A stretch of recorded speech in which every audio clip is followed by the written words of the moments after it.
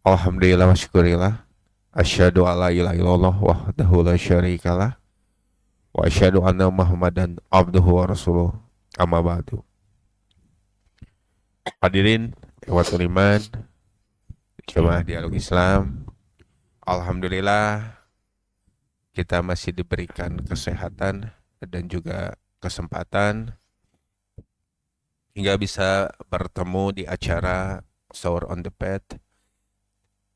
Insya Allah kita mencari keberkahan dalam melaksanakan ibadah sahur. Dan Alhamdulillah untuk subuh kali ini saya sudah ditemani oleh Kang Ustadz Indra. Kang Ustadz sehat? Alhamdulillah Kang, sehat alhamdulillah. Berkah. Amin amin. Ya mungkin untuk ikhwatul iman di rumah pun teman-teman semuanya mudah-mudahan dalam kondisi sehat, dalam keadaan sehat, yang sedang menyiapkan sahur dan juga yang sedang bersahur ataupun yang sudah bersahur. Insya Allah kami akan menemani ikhwatul iman semua, teman-teman semua hingga menjelang subuh nanti. Insya Allah kita akan share, kita akan berbincang-bincang tentang ilmu. Mudah-mudahan ini menjadi tambahan ilmu yang berkah untuk kita semua. Dan mungkin Kang untuk subuh kali ini kita mungkin akan mengangkat tema tentang kita menjadi makhluk atau menjadi muslim yang seperti apa nih setelah Ramadan. Karena memang mungkin Ramadan tinggal beberapa hari lagi ya. Ya, Kang betul. Ustadz, apa sih yang kita dapat di bulan Ramadan ini gitu. Dan sosok seperti apa sih kita? Karena saya sempat menemukan bacaan mungkin kalau Ustadz insya Allah saya udah pernah menemukan itu gitu tentang ungkapan para ulama ya, ya tentang Ramadaniun versus Arabaniun ya. Robaniun. Arabaniun gitu. Jadi ini memang menarik ya. Mungkin untuk ikhwatul iman ada yang baru juga ada yang sudah mengenal gitu ya kata-kata ini. Mungkin Sad bisa dijelaskan apakah Rabaniun itu cirinya seperti apa dan mungkin maknanya seperti apa dan Rabaniun itu seperti apa. Walaupun mungkin ini hanya ungkapan dari para ulama ya. Iya, iya. Ya, enggak, Sad. Ya, baik ikhwatiman yang dirahmati Allah Subhanahu wa taala. Jadi apa yang tadi disampaikan itu memang tidak kita temukan dalam Quran, tidak kita temukan juga dalam hadis Nabi SAW, tapi itu ungkapan dari ulama. Ya, jadi kun Robbaniyun, ya, jadilah orang-orang yang Robbani, wala takun Ramadaniyun, gitu ya. Itu. Jadi jangan jadi hamba Ramadan gitu ya. Nah, jadi ungkapan itu sebetulnya memang lahir dari semangat agar menjaga semangat ibadah itu 11 bulan yang akan datang gitu. Jadi kan Ramadan tuh itu kalau kita gambarkan ini tuh kayak semacam charger lah gitu kan. Ya, ngecas gitu. Selama sebulan itu dicas. Nah, apakah casannya nyampe nggak sampai 11 bulan gitu? Ya, gitu. Jangan-jangan gak kerasa bulan terus ngedrop gitu. Baru berapa hari? Itu ya. Nah, jadi Ramadan ini kalau kita gambarkan seperti handphone ya dia Ramadan ini sebagai charger gitu ya, sebagai charger ngecas di bulan Ramadan semangat gitu kan. Ya kayak HP baru dicas kan luar biasa gitu ya, kuat gitu ya. Buka aplikasi cepat gitu ya. Wah kan gitu ya. Nah itu ketika Ramadan kan begitu. Iya. Baca Quran semangat gitu ya, taraweh semangat, bangun malam untuk sahur semangat kan gitu. Sedekah semangat Ramadan gitu. Nah cuman pertanyaannya apakah semangat ini teh terjaga tidak sampai 11 bulan yang akan datang. Jadi sebetulnya ujian sesungguhnya mah 11 bulan yang akan datang. Ya. 1 bulan ini mah 1 bulan Ramadan ini 1 bulan di mana kita memang benar-benar dicas oleh Allah gitu. Ya, nu teu semangat jadi semangat gitu. Ya, betul, Ya. betul. Nu tarakan masjid jadi soka masjid Ya. di bulan Ramadan mah kan Iya. gitu. Nah, tapi tadi apakah semangat ini terus ditularkan ya? Apakah semangat ini terus terjaga sampai 11 bulan yang akan datang? Nah, makanya ungkapan ulama tadi itu mengajak kita gitu, mengajak kita tong jadi hamba Ramadan gitu. Iya. Jadi ibadah teh jangan semangatnya hanya di bulan Ramadan saja. Ya, tapi bagaimana kemudian di bulan-bulan yang lain bahkan 11 bulan tuh. Iya. Ya, jadi perjalanannya panjang 11 bulan Kang gitu. Kuat mal ya charger teh gitu kan. Nah gitu ya. Itu maksud dari ungkapan ulama itu agar kita konsisten ya, kita menjaga konsistensi, menjaga semangat gitu ya, untuk mengerjakan amal soleh bahkan di 11 bulan yang akan datang. Makanya kan ada seorang sahabat bertanya kepada Rasulullah, wahai Rasulullah, ayyul a'mali ahabbu ilallah. Wahai Rasulullah, amal yang seperti apa yang dicintai oleh Allah itu gitu. Maka kemudian Nabi menjawab, amal yang dicintai oleh Allah itu adalah adwa muha wa in qalla. Jadi amal yang dikerjakan secara dawam, konsisten gitu ya, terus menerus, wa in qalla, walaupun sedikit gitu ya. Nah, jadi bagaimana kita menjaga konsistensi gitu ya, semangat dalam beribadah ini tidak hanya di bulan Ramadan saja, tapi di setiap bulan, setiap hari, setiap menit, setiap detik kita menjadi hamba-hamba yang robbani ya, yang dekat dengan Allah tanpa mengenal musim gitu, atau tanpa mengenal bulan ya. Memang ada momen di mana Allah teh ingin mengkondisikan manusia, dikondisikan tah Ramadan mah tah gitu kan. Nah, tapi kemudian bagaimana kita menjaga kondisi ini terus di bulan-bulan yang lain. Itu tugas yang akan yang harus kita jalani, justru bagaimana kita menjaga di 11 bulan yang akan datang. Gitu kan. Gitu ya. Jadi intinya jangan sampai kita menjadi muslim yang memang kalau disebut banyak beribadahnya, lebih semangatnya itu mungkin boleh ya kalau misalkan kita lebih semangat di bulan Ramadan daripada bulan-bulan sebelumnya. Karena gitu terkondisikan kan. Karena terkondisikan. Gitu terkondisikan. Ya. Tapi jangan sampai kita berubah drastis gitu ya, Nah, itu. ketika beres Ramadan. Karena memang menjaga yang tadi ya, menjaga kontinuitas gitu ya. Kontinuitas ibadah itu memang tidak gampang, Kang. Tapi Kang, kalau misalkan memang kan menjaga kontinuitas itu tidak gampang ya. Kalau ada yang berpendapat bahwa saya mah mau up-nya dikit-dikit gitu. Mau apa? Mau up dirinya, upgrade dirinya tuh dikit-dikit. Karena takutnya jadi beban. Jadi beban itu.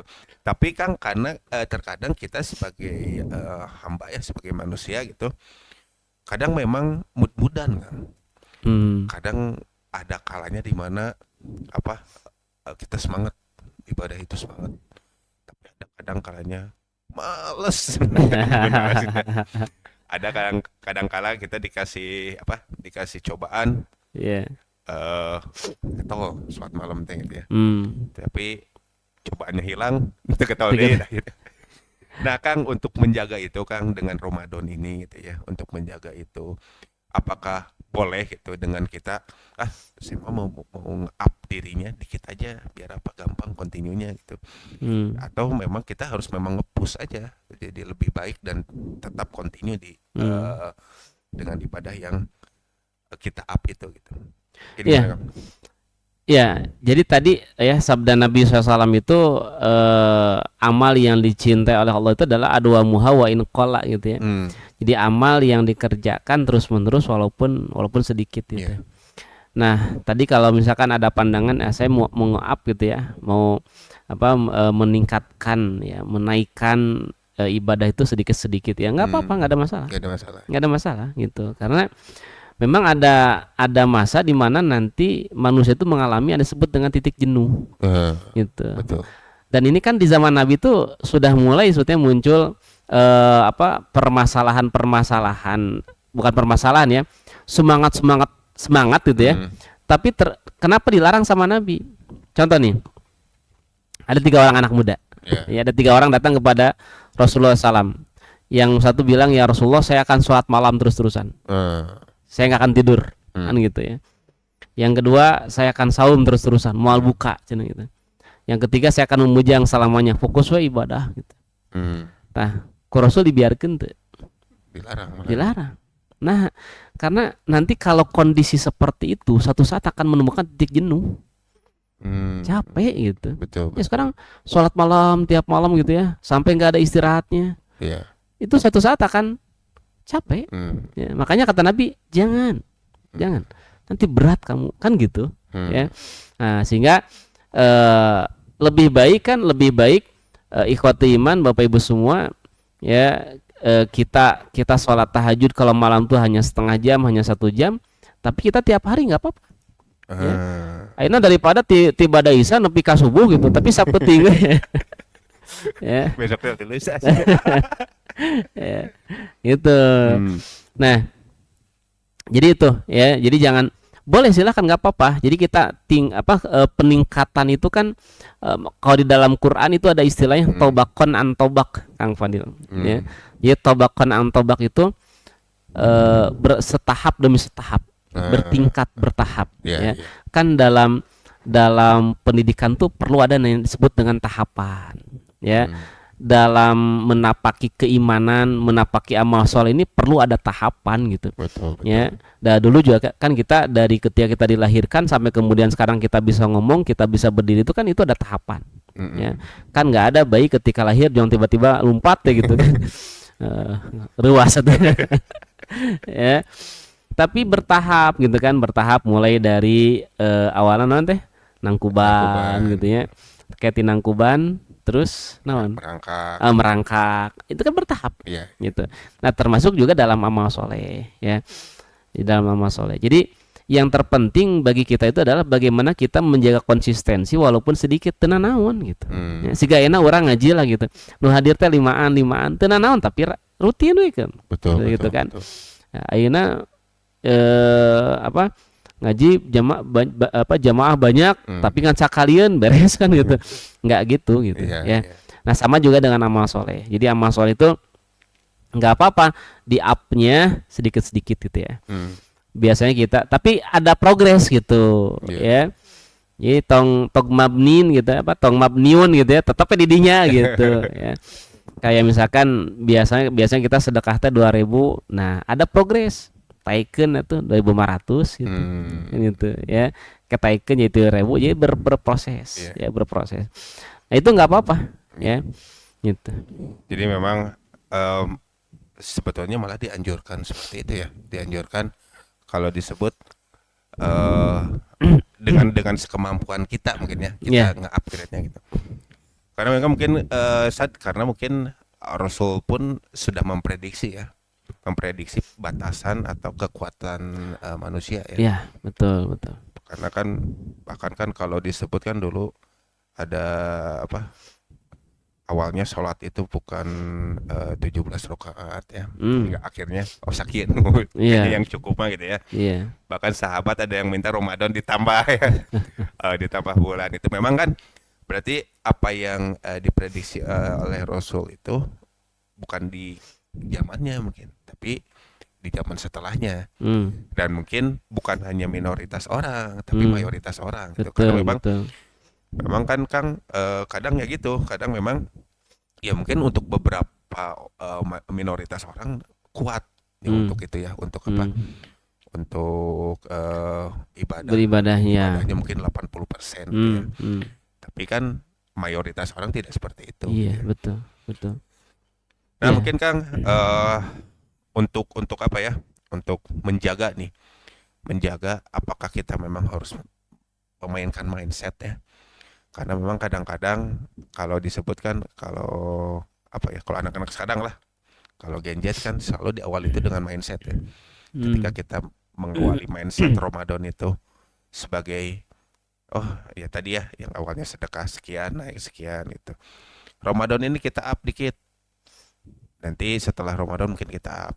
Begitu terus menerus itu ya. Ramadan berikutnya kita terus up. Nah, tapi kan ketika misalkan kita nih mendapatkan ujian mungkin ya, ujian kepada diri kita yang memang kita tidak bisa konsisten. Hmm. Nah, mungkin ada nggak sih tipsnya atau doanya? Apakah ada juga eh, doa yang harus diminta di bulan Ramadan untuk Hmm. kita tetap stabil lah gitu kan? Hmm. Ya, tentu bagaimana agar menjaga konsisten dalam mengerjakan amal soleh gitu ya. Betul.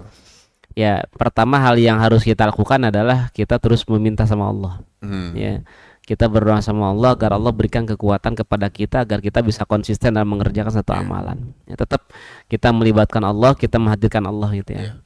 Dalam sholat-sholat kita, dalam doa-doa kita, kita sampaikan sama Allah. Ya Hmm. Allah, ya Allahumma ya muqallibal qulub tsabit qalbi ala Hmm. dinika kan gitu ya.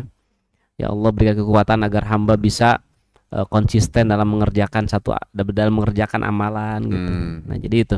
Jadi kita berdoa. Terus yang kedua, memang harus dilatih Ya. ya. Gitu. Jadi dilatih teh di kan yang namanya latihan mah kudu dipaksakeun ya. Nah, dilatih dan dipaksakan. Ya, dalam waktu dipaksakan mah hoream latihan kan. Betul. Ya. Kayak orang mau saya pengen belajar motor. Pengen tapi henteu latihanna Ya. tuh bisa-bisa kan gitu. Ya, jadi paksakeun latih gitu. Hmm. Nah, termasuk juga dalam amal soleh sok bismillah latih paksakeun gitu Ya. untuk merutinkan itu. Kayak misalkan saya sedang melatih diri saya untuk tiap malam bangun sholat malam gitu kan. Hmm. Nah, latihan ini kan harus dipaksakan gitu, Hmm. harus kita ya paksakan lah ya supaya kita bisa konsisten dalam mengerjakan supaya bangun tiap malam, sholat tahajud tiap malam kan gitu. Ya, jadi perlu adanya tadribat, perlu adanya latihan-latihan. Hmm. Nah, yang ketiga hal yang memang perlu kita lakukan itu adalah lingkungan, Kang. Ah. Ya, kayak kenapa kita saum di bulan Ramadan itu lebih mudah sebetulnya ketimbang saum di bulan-bulan yang lain. Nah, dari Ramadan mah terkondisikan gitu. Hmm. Ya. Ya. Dunia gitu. Gitu. Minimal misalnya di keluarga lah gitu ya. Ya. Di keluarga batur saum Hmm. bisa kurang tuh kan Ya, gitu. Jadi terkondisikan gitu. Betul. Ya. Nah, tadi nu tara ka masjid ge Ramadan mah ke masjid gitu. Nah, erah batur ge tarawih cenah kan gitu.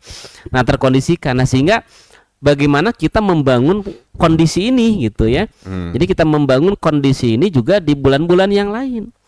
Ketika Ramadan kita membangun kondisi, kita bangun jam 2, bangun jam 3, bukan hanya kita yang bangun, semuanya bangun. Kan gitu. Ya. Ya. Kemudian kita taraweh, bukan hanya kita tapi yang lain keluarga juga ikut taraweh. Ini terkondisikan. Nah, kumaha carana di bulan-bulan yang lain pun lingkungan itu teh tetap terbangun gitu. Jadi kalau di bulan Ramadan bangun jam 2 jam 3, tah kumaha di bulan Syawal nanti keluarga teh bangunnya siga kitu deui gitu. Betul. Nah, jadi harus terkondisikan. Oleh karena itu di doa yang diajarkan oleh Nabi Ibrahim alaihissalam itu kan Rabbi habli hukman wa alhiqni bisolihin. Ya Allah, berikanlah kepadaku hikmah, kemudian wa alhiqni bisolihin, masukkan aku ke dalam kelompok orang-orang yang soleh. Itu ya. Jadi masukkan aku ke dalam kelompok orang-orang yang soleh. Jadi Kang Fadil, kalau kita punya lingkungan orang-orang yang baik, orang-orang yang soleh gitu, baru lihat wajahnya saja tuh pengen ibadah gitu. Sholat aja tinggal di dirinya sih gitu. Kan nanti soleh kan gitu ya. Gitu ya. Ini baru lihat wajahnya saja asah yang sedekah nih saya pertama kan gitu. Kenapa? Karena memang kita punya lingkungan orang-orang yang baik, orang-orang yang soleh, sehingga memotivasi diri kita ya, atau mendorong kita juga untuk mengerjakan amal soleh. Itu memang kadang kita gitu ya kita sebagai manusia itu pengkondisian teh tidak perlu gitu. Betul. Ya, nyaina kieu lah. Kang Fadil, kita contoh misalkan ya. Orang teh jujur gitu. Kita teh jujur, tara ngabohong gitu. Lebat teh ka lingkungan gitu. Tapi di lingkungan teh ngabarohong gitu. Ya, ngabarohong, manipulasi dan sebagainya. Awalnya mah orang teh enak gitu ya. Tapi lama kelamaan karena sering ngeriung gitu.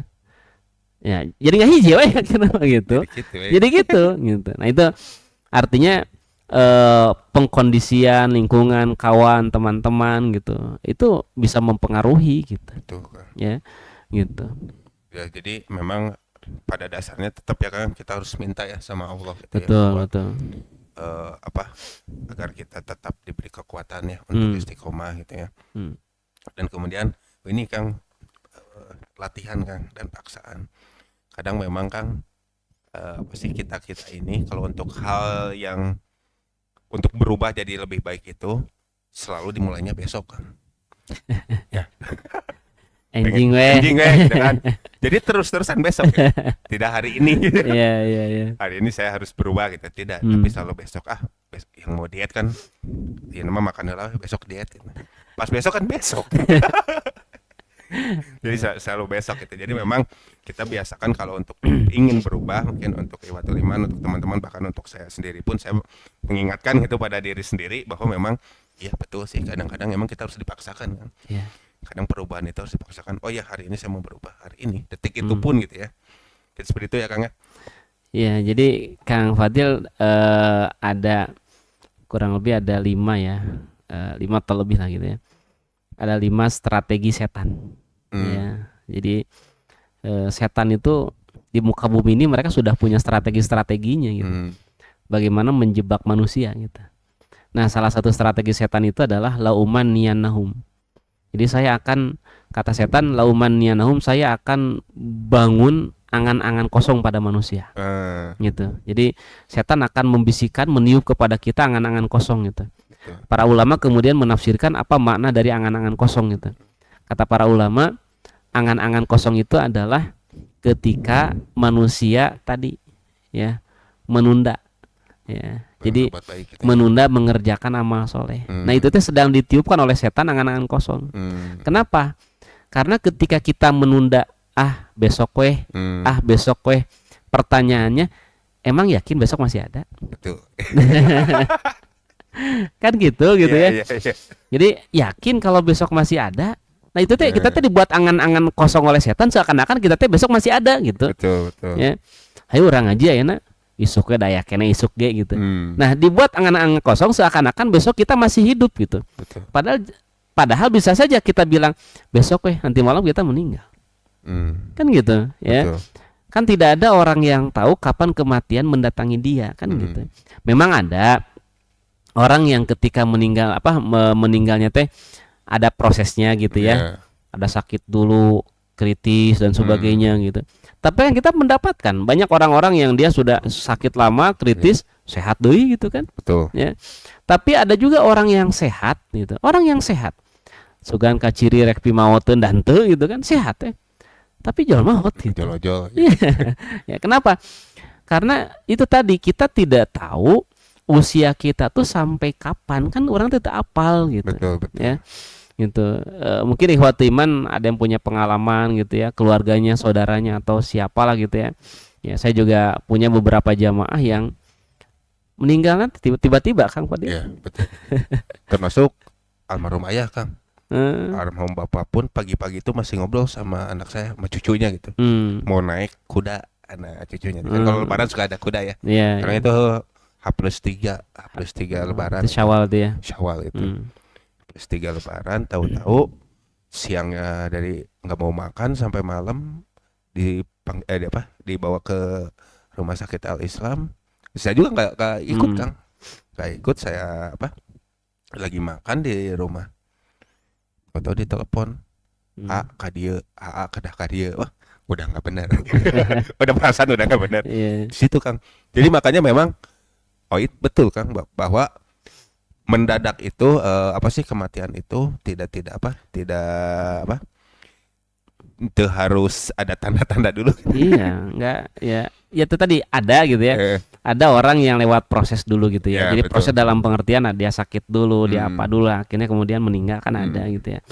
Tapi ada juga orang yang tiba-tiba kan gitu ya. Sampai karena suka muncul ucapan di kita lah kalau misalkan tiba-tiba orang tersebut meninggal gitu ya.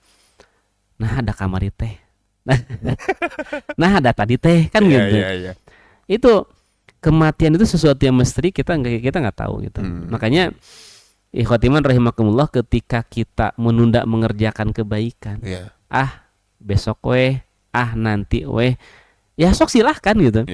asal yakin besok masih ada gitu. Betul, betul. Ya. Tapi kalau nggak yakin besok masih ada, terus kerjakan ayeuna gitu. Iya, betul. Ya, gitu. Ketika ada kawan ngajak, "Ayo orang pengajian ayeuna kayak dalam minggu harap gue keneh gitu." Nah, kalau kita nggak yakin minggu depan masih ada, udah kita kerjakan sekarang. Betul. Ya, gitu. Nah, itu jangan sampai kita terjebak gitu ya dengan jebakan setan di mana setan itu la umaniyanahum gitu ya, membuat angan-angan kosong seakan-akan bahwa kita tuh masih hidup besok, kita masih hidup nanti gitu ya, masih panjang gitu.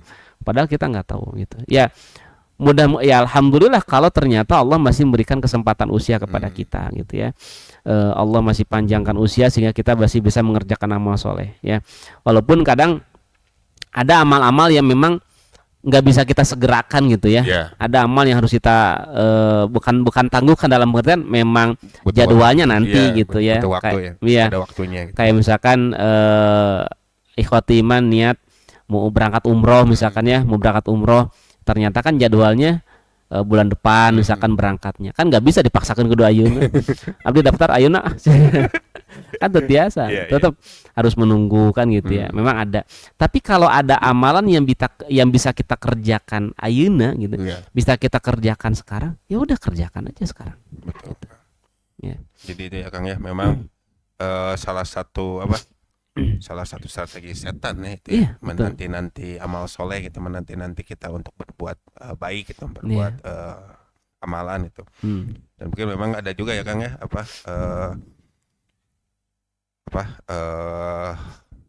Rasul pun berkata, kerjakan atau selesaikan urusanmu sebelum urusan lain datang ya. Mungkin bisa jadi ya itu kadang-kadang kita teh ngangke tujuh lumpuk liar katakan.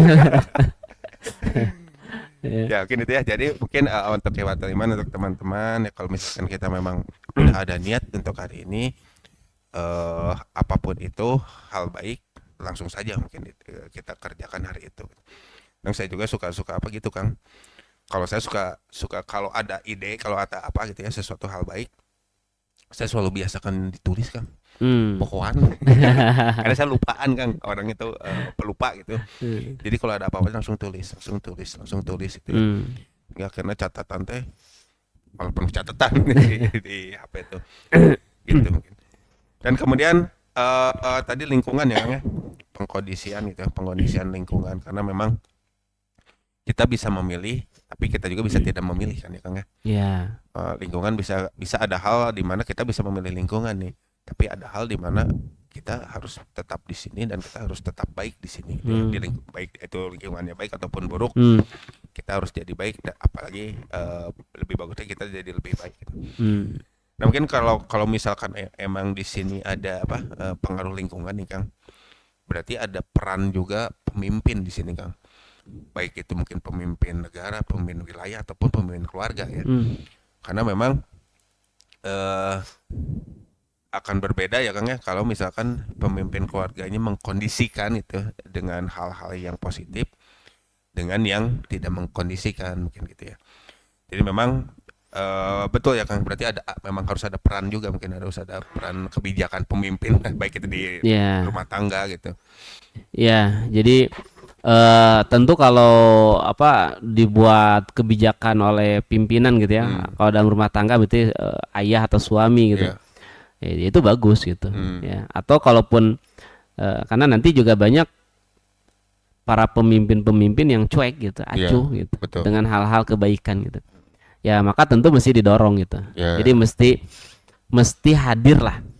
Jadi mesti hadir sosok yang memang memotivasi gitu.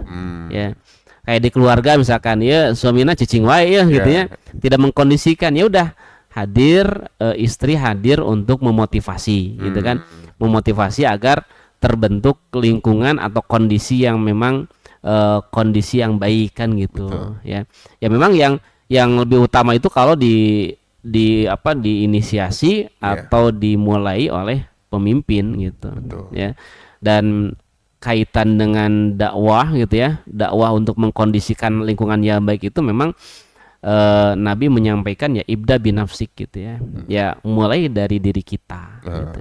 Mulai dari pribadi kita ya. Betul. Jadi ketika misalkan kita ingin memulai nih keluarga kita ya, ingin lingkungannya baik, ya ingin semuanya bangun sholat malam gitu, maka tentu mulai dari diri kita. Kita bangun terlebih dahulu, kita biasakan diri kita. Setelah kita terbiasa, kita ajak orang lain, ajak keluarga kita. Ya, jadi kan nggak bisa kita nyuruh anak, Jang ke masjid Jang. Ayo bapak kan nonton Persib. Wakilan. Wakilan we ya. Ujang nu sholat, pahajang bapak aja kan gitu. Ya, jadi tetap makanya kan ada namanya dakwah bil hal gitu ya. Ya, dakwah itu kan ada dua, ada dakwah bil lisan, ada dakwah bil hal. Kalau dakwah bil lisan ya dakwah dengan lisan. Kita ngajak orang itu dakwah dengan lisan. Maka yang kedua ada dakwah bil hal. Nah, kalau dakwah bil hal itu dakwah dengan perbuatan gitu ya. Kita ingin ngajarin anak supaya anak tuh jadi ahli sedekah gitu ya, suka ngasih, ya tentu dimulai dari kita, dari orang tua. Ya. Kita sebagai orang tua sering ngasih ke masjid, ngasih ke lembaga misalkan ya, atau ngasih ke dialog Islam gitu. Nah, kita ajak anak-anak kita gitu, biar anak-anak juga tahu kalau kita sering berbuat baik ya, sering menitipkan sedekahnya ke lembaga ke dialog Islam misalkan kan gitu. Nah, sehingga dengan anak melihat apa yang kita perbuat gitu ya, ya itu jadi dakwah gitu. Bahkan sebetulnya dakwah bil hal itu lebih ngena daripada dakwah bil lisan. Betul. Ya, itu. Jadi ketika Nabi nyuruh umatnya sholat tahajud, jangan tanya bagaimana tahajudnya Nabi kan gitu.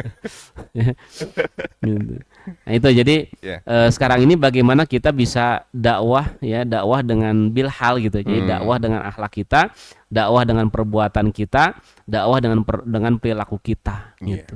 Ya. Ini itu ya Kang, mungkin pengkondisian atau lingkungan pengkondisian itu bukan hanya dengan kebijakan ya, tapi dengan kita mencontohkan gitu ya. Betul. Apalagi karena kan memang Kang, sebetulnya Kang, untuk hal seperti ini, hal namanya tuh, kebijakan kayak gini kan memang hanya bisa muncul ketika memang si pemimpinnya itu ya tadi ya, ada yang cuek, mungkin ada yang ada yang memang peduli gitu. Iya, betul. Makanya memang ya kembali lagi sih. Soalnya saya gini Kang, saya sempat teringat ya, ketika umroh itu, tiba-tiba saya sebagai orang Indonesia, bukan orang Indonesia, mungkin orang timur mungkin ya, orang timur, dinasehati oleh polisi Kang. Dikira saya ada apa gitu ya. Polisi datang nasehatin saya. Bukan nasihatin saya sih, nasihatin semua tawib. Ngobrol lah, bukan nasihatnya, ngobrol mungkin ya. Sampai akhirnya saya nanya kan, karena kan dia pakai bahasa Arab ya. Saya nanya katanya apa? Ya, cina dia tuh nggak tahu ada apalah cina sama orang Indonesia atau apakah masalah. Akhirnya dia ngobrol. Jadi cina kalian itu harusnya bersyukur katanya. Karena apa? Karena kalian itu terlahir dalam situasi atau dalam kondisi geografis yang enak. Teman-teman wataknya tuh manusianya tenang gitu ya. Itu sangat membantu gitu. Tapi kenapa katanya banyak hal. Oh, kalau nggak salah ini Kang, kalau nggak salah ada yang jual beli ini kiswah. Jadi masalahnya itu gitu, kalau nggak salah gitu ya. Ini kenapa cina banyak kemaksiatan muncul tuh dari sana aja, karena kesyirikan gitu katanya muncul dari sana. Padahal kan udah dikasih suasana enak, bagus gitu kayak gini. Sedangkan kita Timur Tengah yang sudah memang suasananya tandus gitu, suasananya gini, terus orang-orangnya keras gitu. Tapi kita tetap ini kuat aja. Intinya apa? Intinya adalah kebijakan. Di sana mau keras seperti apa, yang dikasih kebijakan adalah Quran Sunnah katanya. Sedangkan di sini bebas gitu.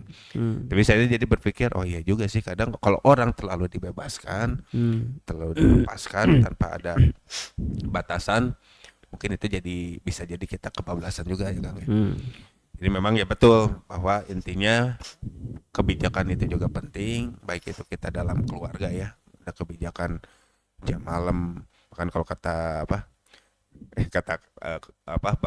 bapak saya dulu gitu ya, dulu sekarang mah kamu disuruh sholat aja jangan meni sarusah jadinya ke anak-anak teh kayak gitu. Hmm. Dulu mah bapak jangan kan nggak sholat katanya, nggak sholat berjamaah Hmm. dapat sabuk Spread itu ya. disepret gitu. Jadi memang sebetulnya ya kembali lagi mungkin kebijakan, tapi kita lihat juga apa situasi dan kondisi juga ya, karena memang kan tidak bisa kita samaratakan juga ya Hmm. kondisi apa keadaan di tiap daerah juga kan tidak bisa. Mungkin Kang sebelum kita lanjut Kang, Ya. seperti biasa ada yang mau lewat. Kemudian mungkin ini ada dari yang pertama ada dari Kantin Rai. Ini Kantin Rai ini resto dengan menu ala Sunda. Insya Allah untuk Iwatul Iman teman-teman yang mau berbuka ataupun bersahur dengan menu ala Sunda bisa langsung saja ke Kantin Rai yang lokasinya ada di eh, lokasinya ada di Jalan Sawah-Kurung 4 nomor 8 dan juga ada di Jalan Muhammad Ramdan nomor 16. Nah, kemudian ada juga Tuliman teman-teman yang mau healing atau jalan-jalan refreshing bisa ke Awana Resort yang lokasinya ada di daerah Ciwidey. Di sana ada apa aja? Di sana ada percampingan. Jadi ada camping regular, camper van, camping deck, ada camping ground. Jadi Iwatul Iman yang mau healing ke daerah Ciwidey, maka bisa langsung saja cek di IG-nya yaitu di @awana_resort. Dan kemudian ada juga Laksana Ciparai, ini buat teman-teman yang mau berbelanja, baik itu baju, gamis, kerudung, sepatu, celana, apapun itu, dan juga elektronik. Bisa langsung ke Laksana Ciparai. Ini untuk Iwatul Iman teman-teman yang lokasinya mungkin di sekitar daerah Ciparai. Bisa langsung ke lokasinya ada di Jalan Paledang nomor 9 Ciparai sebelah Masjid Agung Ciparai. Atau bisa lihat info langsungnya di Instagram yaitu di @laksana_ciparai. Dan kemudian JHD Snack ini adalah Jihad Snack yang menyediakan snack mau kue-kue basah ataupun kue-kue kering untuk Iwatul Iman teman-teman yang mau ada acara, baik itu acara bukber ataupun acara silaturahim atau acara apapun, ataupun mau stok untuk lebaran bisa langsung saja ke JHD Snack atau Jihad Snack yang tempatnya ada di Jalan Dulatip nomor 90 di belakang Pasar Baru, atau bisa langsung hubungi Mbak Anik ya dengan nomor 0895 3904 69062. Dan kemudian ada juga ini bakso cuanki Hegar Bandung untuk teman-teman yang daerah Ciwastra mau ngebaso atau mau ke cuanki, maka langsung saja ke tempatnya ada di Jalan Ciwastra nomor 243. Atau bisa juga lihat IG-nya di @cuanki Hegar Bandung. Dan kemudian yang terakhir ini ada juga ayam crispy ya di daerah Cihamplas. Jadi ada ayam crispy Sabana C30 dan juga ada bakso tulang iga C30 dan juga ada sate omprok C30. Jadi untuk teman-teman daerah Ciamplas bisa langsung saja lokasinya ada di Jalan Ciamplas nomor 30 belokan ke yang Wastu Kencana sebelah Eger seberang Hotel Novotel gitu. Nah mungkin Kang kembali lagi nih Kang kembali tadi ya ke kita akan menjadi eh, makhluk atau hamba yang seperti apa gitu setelah setelah ditinggalnya Ramadan ini gitu kan. Hmm. Nah mungkin Kang untuk eh, persiapan nih persiapan kadang kita kan untuk meninggalkan ini ada beberapa doa mungkin yang bukan dianjurkan ya yang sering diucapkan itu oleh ulama, bahkan mungkin apakah ada juga doa yang diajarkan Ustaz oleh Rasul ketika kita mau meninggalkan Ramadan ini gitu. Kalau doa khusus ya, doa khusus rasanya Saya belum tahu ya, Iya. jadi belum menemukan riwayat kaitan dengan doa khusus ketika meninggalkan Ramadan. Ya. Jadi yang ya paling doanya ya doa yang bersifat umum, yaitu doa supaya Allah teguhkan kita. Ya. Itu bisa yang ada di Ali Imran, Rabbana la tuzigh qulubana ba'da idh hadaitana wa hab lana min ladunka rahmah innaka antal wahhab. Kemudian juga bisa doa yang Allahumma ya muqallibal qulub gitu ya. Tsabit qalbi ala dinika gitu. Ya. Jadi tidak ada doa khusus kaitan dengan mau mengakhiri Ramadan gitu ya. Hanya dulu Ibnu Umar, bukan Ibnu Umar, siapa tuh yang Umar bin Abdul Aziz, ya khalifah itu. Jadi Umar bin Abdul Aziz, nah tadi kalau bicara tentang kebijakan kan gitu ya. Nah Umar bin Abdul Aziz itu khalifah pada zaman itu, dan beliau sebagai seorang khalifah beliau bikin kebijakan, bikin surat instruksi. Ya, masya Allah gitu ya. Presiden bikin surat instruksi gitu. Beliau bikin surat instruksi itu ketika di hari-hari terakhir di bulan Ramadan. Ya, apa isi suratnya? Isi suratnya itu dua hal. Ya. Satu, Ramadan akan meninggalkan kalian, maka hendaklah kalian memperbanyak istighfar. Nah, itu luar biasa itu. Presiden bikin surat kayak gitu kan. Wah, ini luar biasa. Luar biasa gitu ya. Kebayang kalau Presiden Indonesia kan gitu ya. Bikin surat instruksi kepada semua gubernur di Indonesia gitu. Satu, ya hendaklah kaum muslimin di hari-hari terakhir bulan Ramadan beristighfar sama Allah, minta ampun sama Allah. Itu keren itu. Keren ya. Ya. Nah, terus isi surat yang kedua itu isinya adalah maksimalkan di hari-hari terakhir bulan Ramadan ini adalah sedekah. Itu pesan. Jadi bukan pesan ya, instruksi gitu. Instruksi. Jadi kebijakan yang diinstruksikan oleh Umar bin Abdul Aziz ketika beliau sebagai seorang khalifah, karena beliau itu memimpin beberapa wilayah kan pada saat itu, dan beliau kirim surat itu, ya kirim suratnya ke para gubernurnya gitu kan. Isi suratnya itu dua hal, ya. Satu, nyuruh kaum muslimin perbanyak istighfar, minta ampun sama Allah. Kemudian yang kedua, memerintahkan kaum muslimin untuk banyak sedekah, ya. Jadi untuk banyak bersedekah. Ini luar biasa gitu. Jadi artinya ya pelajaran penting bagi kita ikhwatiman rahimakumullah di hari-hari terakhir di bulan Ramadan ini, ya sebagaimana pesan Umar bin Abdul Aziz, ya bagaimana kita bisa memperbanyak istighfar, ya memperbanyak istighfar, meminta ampun sama Allah, termasuk salah satu doa yang diajarkan Nabi ketika di malam-malam hari terakhir bulan Ramadan. Ya, ketika ada seorang sahabat bertanya kepada Rasulullah, wahai Rasulullah, jika malam itu bertepatan dengan Lailatul Qadar, apa yang mesti saya ucapkan? Maka Nabi mengajarkan sebuah doa, Allahumma innaka afuwun tuhibbul afwa fa'fu anni. Ya Allah, sesungguhnya Engkau ini adalah pemaaf dan mencintai pemaafan. Ya fa'fu anni, maka maafkanlah saya. Itu doa yang diajarkan Nabi SAW, dan ini persis seperti yang diinstruksikan oleh Umar bin Abdul Aziz, ya perbanyak istighfar, perbanyak minta ampun, perbanyak mohon ampun sama Allah itu. Jadi mari ikhwatiman rahimakumullah, di hari-hari terakhir di bulan Ramadan ini kita perbanyak istighfar, ya kita perbanyak minta ampun sama Allah.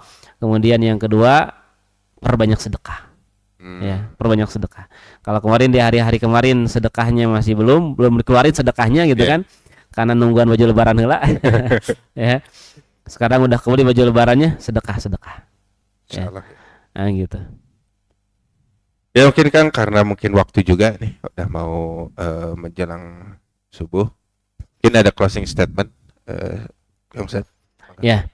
Jadi ikhwatiman rahimakumullah, ya tentu saya mengajak diri saya pribadi dan juga mengajak ikhwatiman rahimakumullah bagaimana kita terus menjaga kondisi, ya mengkondisikan agar semangat ibadah ini tidak hanya terjadi di bulan Ramadan, ya semangat ibadah ini harus terus kita jaga sampai 11 bulan yang akan datang, ya. Dan itu tugas kita adalah bagaimana menjaga kondisi ini supaya terus ya amal soleh ini terjaga sampai akhir hayat kita, ya. Ikhwati iman sudah semangat mengerjakan amal soleh di bulan Ramadan, itu bagus, tapi yuk sama-sama kita jaga semangat itu walaupun di luar bulan Ramadan, ya. Wallahu a'lam bishawab. Rabbana atina fid dunya hasanah wa fil akhirati hasanah wa qina adzabannar. Aqulu qouli hadza wa astaghfirullah li wa lakum. Wassalamualaikum warahmatullahi wabarakatuh. Ya, tur nuhun Kang Ustad. Mungkin untuk Iwatul Iman, terima kasih juga yang sudah menonton dari awal tadi. Mudah-mudahan apa yang kita sharing, apa yang kita obrolkan ini menjadi tambahan ilmu untuk kita semua dan menjadi ilmu yang berkah untuk kita semua. Amin. Dan juga untuk tim IT yang bertugas hari ini, hatur nuhun, ada Kang Nazmi, ada Kang David, ada Kang John, ada juga Kang Arya. Ya mungkin sekian dari kami. Pada intinya di sisa-sisa Ramadan ini yang dianjurkan adalah satu, yang utama adalah magfirah. Jadi perbanyaklah kita untuk meminta ampunan. Mudah-mudahan kita menjadi hamba yang diberikan ampunan oleh Allah Subhanahu wa taala. Mungkin sekian. Rabbana atina fid dunya hasanah wa fil akhirati hasanah wa qina adzabannar. Aqulu qouli hadza wa astaghfirullah li wa lakum. Wassalamualaikum warahmatullahi wabarakatuh.